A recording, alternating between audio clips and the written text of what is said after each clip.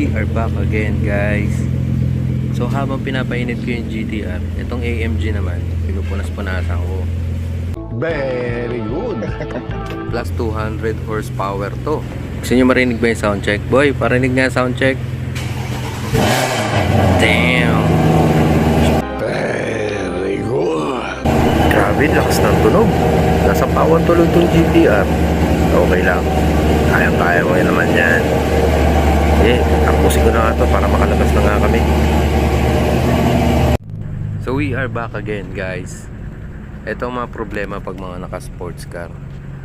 Pakahirap dumaan sa hams. Pero may mga technique kami dyan. Parati kaming tagilid tumakbo kapag nasa hams. Kita nyo naman, di ba? Yan ang tamang position. Ang galing! Ang galing! Tiis pogi na lang. Gusto mo yan eh.